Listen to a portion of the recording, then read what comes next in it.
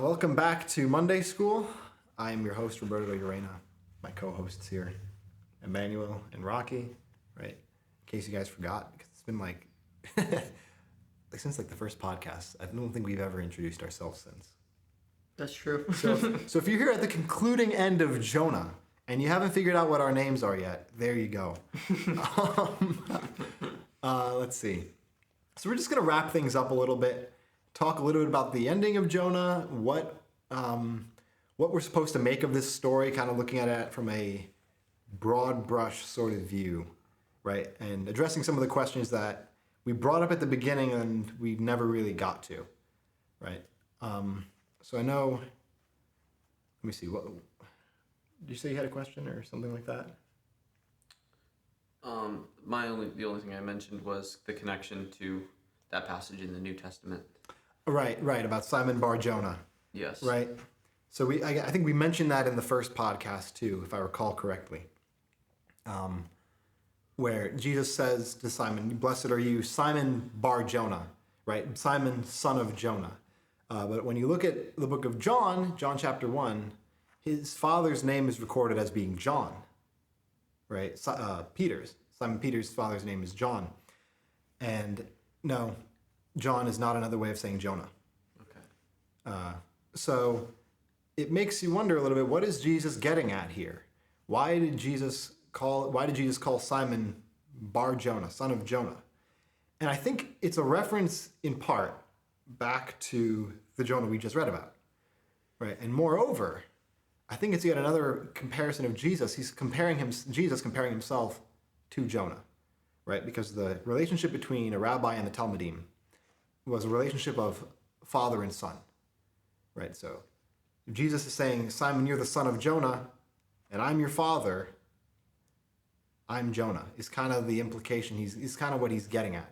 And the number of times that Jesus compares himself to Jonah, the number of times that he acts out moments of Jonah's life makes me think a little bit that Jesus is being quite explicit about connecting himself to Jonah. And we may want to ask ourselves why that is, right? What was it that Jesus found so fascinating about Jonah, right? In the divine plan, he grows up in Nazareth, like 4 miles away from where Jonah's buried. Okay. Right? In rabbinic literature, he's called Messiah, Jonah is called Messiah, son of Joseph. Jesus is Messiah, son of Joseph. Right? There's a moment in Jesus' life where he calms the storm. Jonah calms the storm. In the same way, Jesus is asleep in the boat. Jonah's asleep in the boat. The people wake him up. He calms the storm.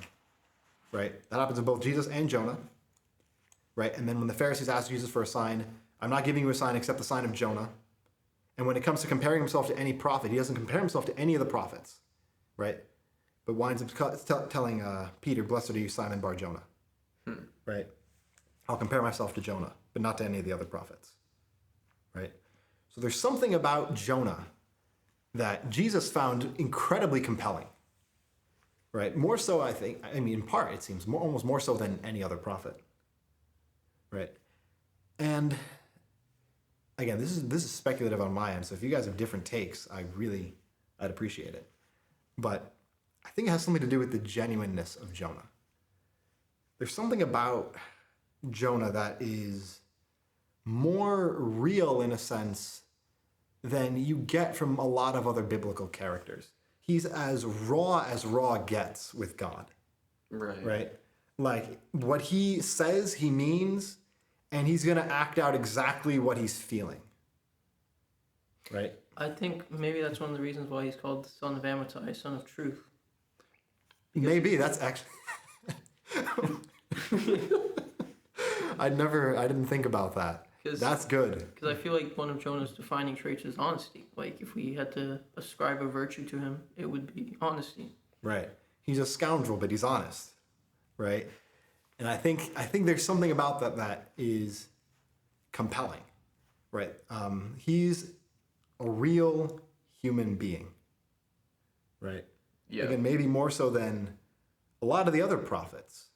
Right? Maybe even like some of the Psalms, You read some Psalms and you're like, I don't feel that way at all. Right?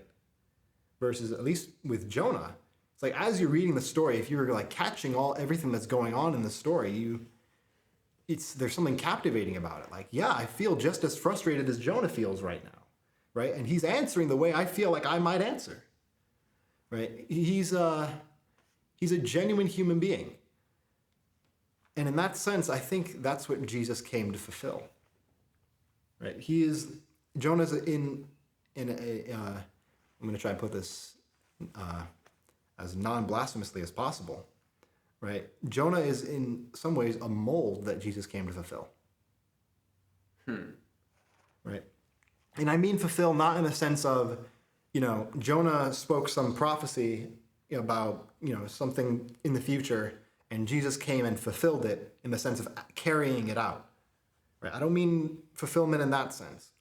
I mean fulfillment in the way that a lot of Jews will talk about fulfillment. Fulfillment in the sense of, here's the message of the story, right? Here's what you're supposed to take away, live it out, right? And I think that's what Jesus is doing. Jonah is the genuine human being. Jesus is the completed, genuine human being. Okay. Right? That's my take. I could be dead wrong. Right? Again, this is largely speculative. Right? But at least, It is interesting, though, just to observe his honesty, I guess, or his blunt nature. Yeah, and maybe in part, that is, I guess, part of the story of Jonah is it's okay to be blunt, right? Like, you notice when Jonah's probably at his most blunt when he's in the fish, right? Like, in terms of, like, purposely chopping out bits of Psalms. Yeah, like, that's true. Like, what do you think of that? Because you know how it talks about taking away from the words of Scripture. But, like, what about if you don't feel like you believe them in a given moment? Like, what should be your response? And this is kind of like I guess a big question, but is it better is it okay to almost be less honest with yourself about how you, or if you don't agree with something necessarily, or you're having trouble accepting it, should you still accept it, right? Or should you just be honest with how you feel? I guess that's maybe... That is a, a big question, right? And I guess, one that is raised by the book of Jonah. I think you have to be a little bit nuanced about the way you answer that question. Because on the one hand, we see that Jonah does just purposely chop out bits of Scripture, but you notice who he's talking to, right? Mm-hmm. He's praying to the Lord his God. It's a petition to God. Yeah. Right? I'm being honest with God here, right? Right? This is my heart. I can't understand these bits of Scripture, and frankly, I'm not so sure I believe them, right? But he's bringing it before God, right? In the same way, I think about like the centurion in the Gospels, right? Lord, I believe. Help me with my unbelief, right? I can go this far, right? Can you heal my son? I don't know. Help me, right? Just being raw, being honest, right? Now, I think ultimately we are supposed to come to a point where we do accept the whole book, and we can read through the Psalms, we can read through the Bible clear and genuinely. That's the goal, right? I mean, that's what we're supposed to be working toward. It's not okay to stay where Jonah stood in the fish. Right. We have to, I think, progress past that. And the way we do that is the way that Jonah did that, coming before God with our questions and working with God in our own lives to reach a point where you can say, okay, now I can accept it. That'd be the best. Yeah. Well, that's interesting. Like, just almost being, you don't think you need to be transparent with God because he knows everything, right? Right. But yeah, you're not doing yourself any favors by being fake in front of him either. Yeah. Like he knows. He knows. Yeah. And sometimes, like, I think expressing it to God like you feel it is actually helps you be honest with yourself. Exactly. Yeah. It's cathartic, I would say, because it's just like you're being vulnerable about it, and then like you can like progress through the unbelief and like through the emotion of like whatever fear you're in or whatever. Because if you mask it up, it's very hard to like get your way like push your way through it. Whereas if you're honest about it, then it's easier to like deal with it, and to, you know, if you're being honest with God, then it's just a better way, I feel like, of communicating with God than Yeah. trying to put up a front. It's on the one hand, it's a relational thing, right?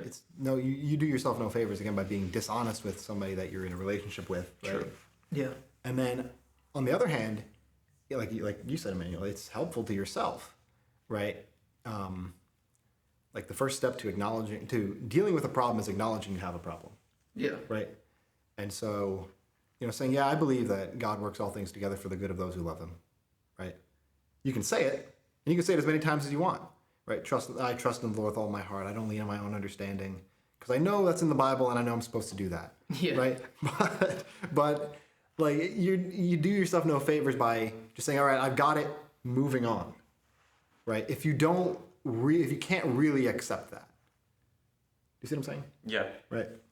And I think, again, that's part of what's going on in Jonah, right? You have this raw, genuine human being, right, who's being raw and genuine before God. And so, in a way, I think that's part of the reason why God chooses to work with them. It's interesting too, because you can compare him to Peter, because Peter is kind of known as that guy, right? Like, Yeah. just says stuff.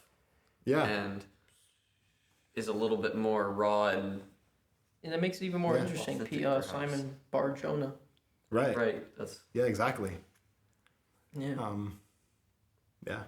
One of the other things I wanted to talk about, again, was the ending of the story of Jonah, right? You come to the ending of the story, and God ends by talking about cattle.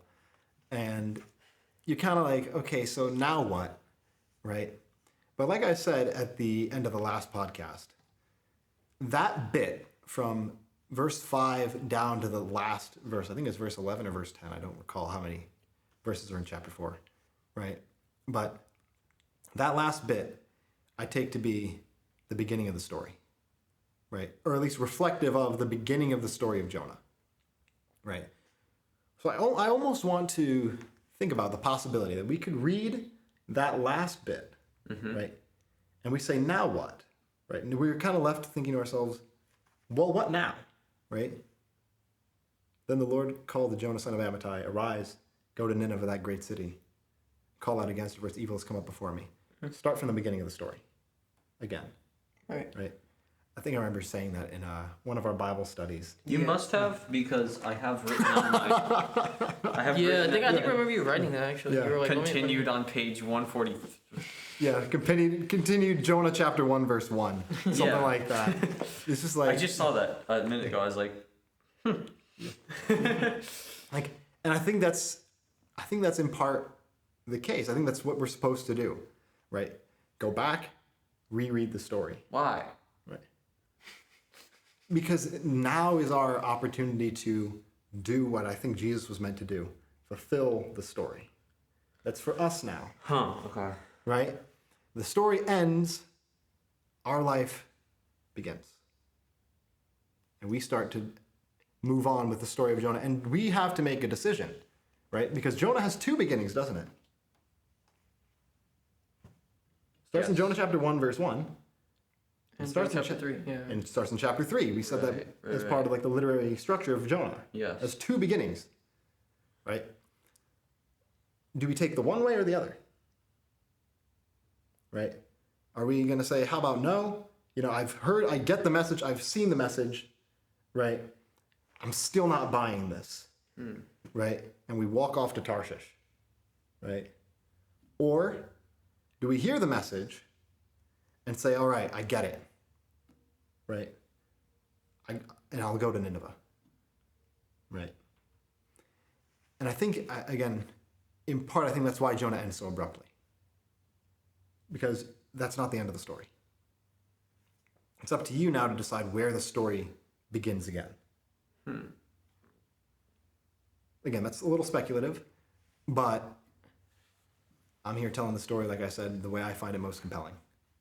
The way as far as I can tell, it's meant to be read, right? And again, I'd love to, this is just discussion. So if you've got better ideas, I'd love to hear them. Love to hear them. So how would you say Jesus fulfills this? Like, because, I mean, and the reason I say this, I guess, is the reference that he makes to, as Jonah was 3 days and 3 nights in the belly of whale, so the Son of Man, something. Right, so the Son of Man will be in the belly of the earth for 3 days and 3 nights. 3 nights. So I wonder if there's some connection there then, on like him being the example of this story being repeated again.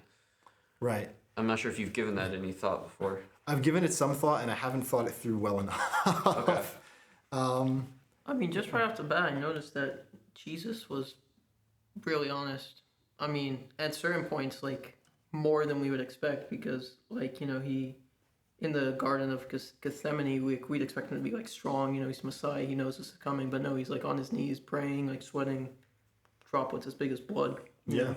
And then also when he's, like, crying out, like, oh, you faithless and perverse generation, like, he's letting out his anger, you know? Right. He's not, like, just pretending, like, oh, well, like, he loves them, but he's not pretending that he's, like, okay with everything they're doing. Like, he's expressing, like, you know, how he feels about it.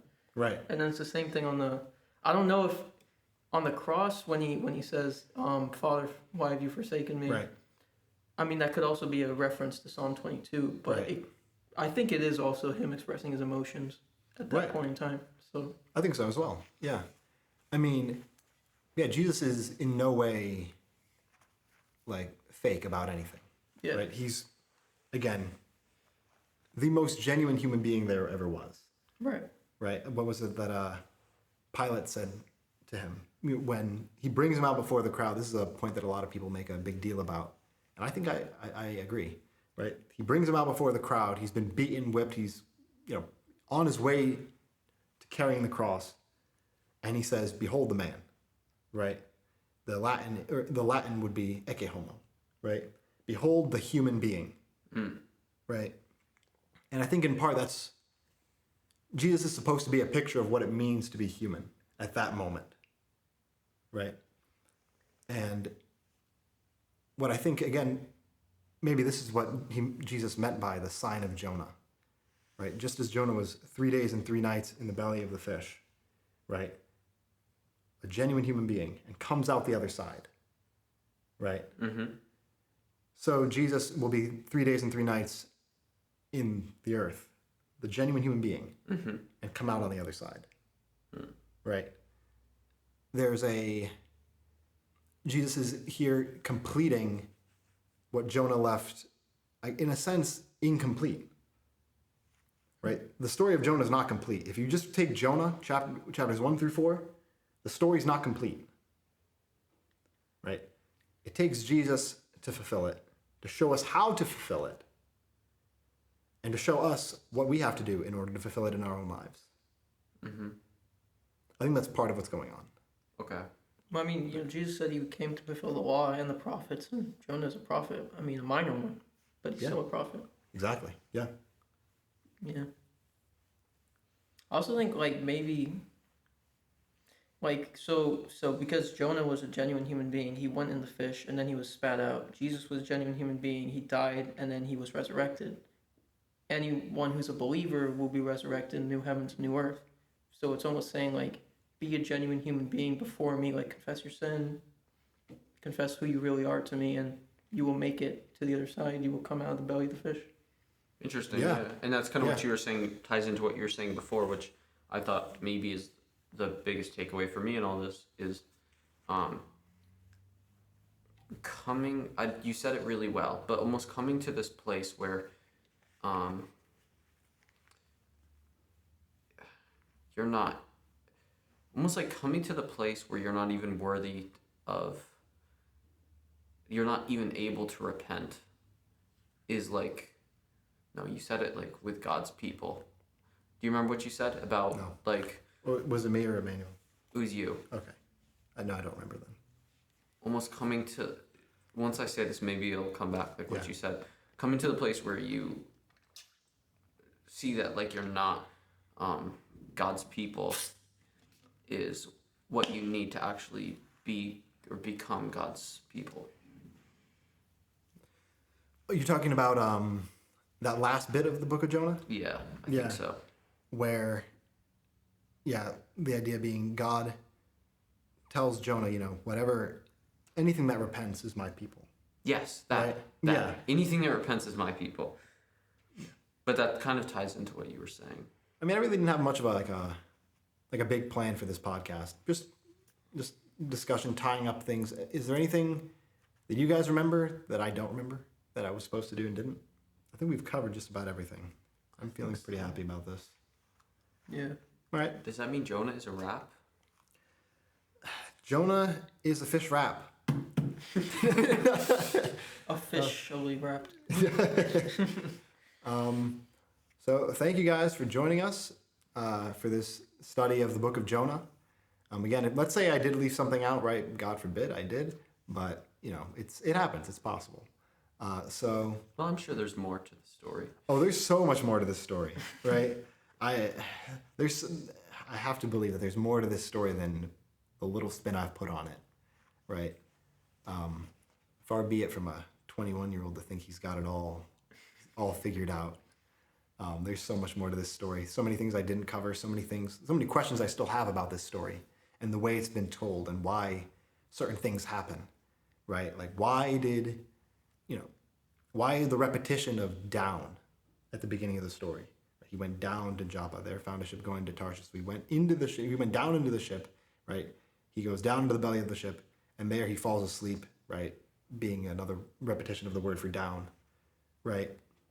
Why the continual going down? Why the hurling at the beginning, right? Where it's the Lord hurls a great wind, right? Then I'm trying to remember. They hurl the ship's cargo off, and then Jonah twice tells them, "Pick me up and hurl me into the sea," right? Why are these connected, right?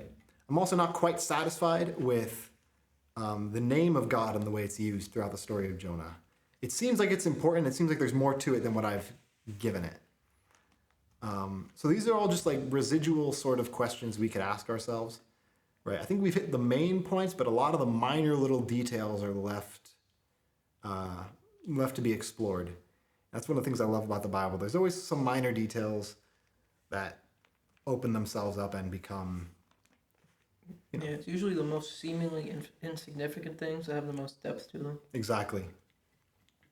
So there's still a lot left in this story, right? We have not yet picked the meat clean off the bones. So get in there, study Jonah, and think of this as a guide in some sense, right? Roberto's guide to Jonah, right? Certainly not the universal guide to Jonah, right? So I think that just about does it. Next, I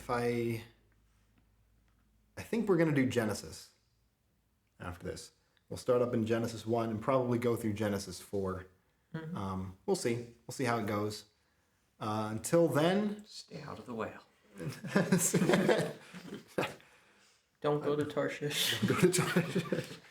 Those are the real lessons of the story. So until we get to Genesis, till I see you guys again, like, subscribe, leave a comment.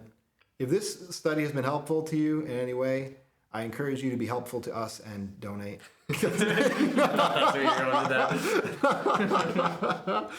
Oh gosh, I love my life.